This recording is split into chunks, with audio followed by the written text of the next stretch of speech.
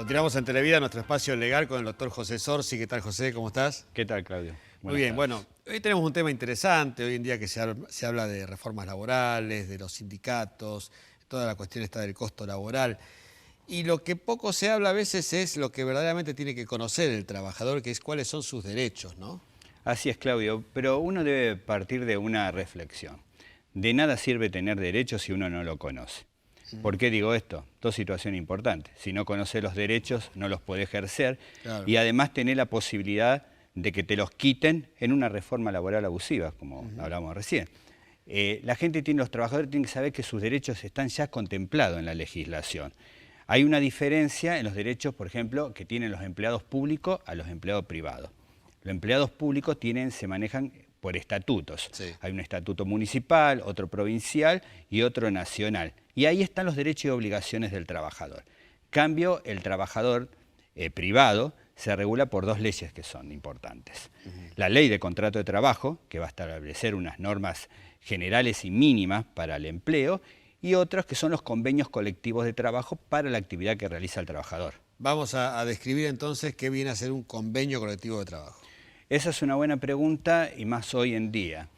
Un convenio colectivo de trabajo son acuerdos que llegan las asociaciones gremiales con los representantes de las empresas para establecer en forma concreta cuáles son los derechos del trabajador en la actividad que hace. Ahí uno va a encontrar si corresponde adicionales o no les corresponden. Hoy uno escucha hablar de lo que son las paritarias. Y las paritarias son estas, son acuerdos salariales que hacen estos gremios junto con las empresas. Algo que quiero aclarar porque a veces preguntan, ¿y si yo no estoy afiliado al gremio, se me aplica el convenio colectivo de trabajo? El convenio colectivo de trabajo se le aplica a afiliados o no afiliados al gremio, porque Bien. son derechos para el trabajador en la actividad. Perfecto.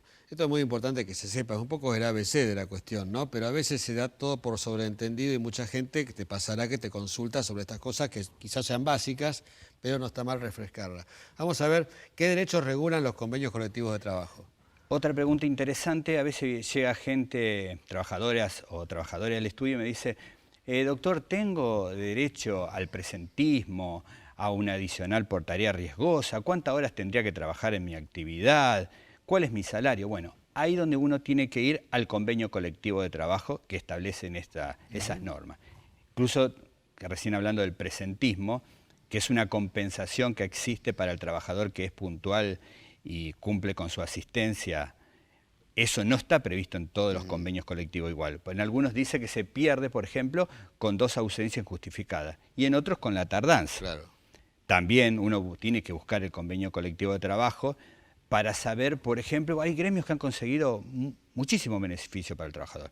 Viviendas, guardería para los chicos, adicionales, reconocimientos, por ejemplo, hoy tan interesante, los derechos de la mujer. Sí. Hay convenios colectivos de trabajo que se han actualizado, muchos son viejos, pero hay muchos gremios que han logrado en esa lucha esos derechos. Por eso digo que es tan importante conocer esto antes que se nos reforme una ley y se pierdan muchísimas cosas que inclusive, vuelvo a insistir, no se usan porque no se conocen. O sea, importante eso. Eso serían los derechos más o menos del convenio. Y habrá casos de abuso, obviamente, donde ante el desconocimiento del trabajador, el empleador se abusará o se aprovechará de algunas cuestiones.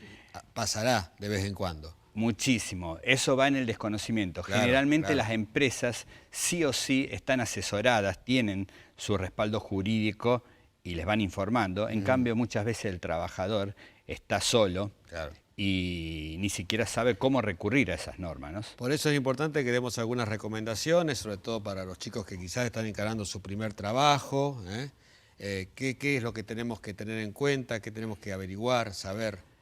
Importante pregunta también, y acá uno se tiene que plantar. Hay que informarse.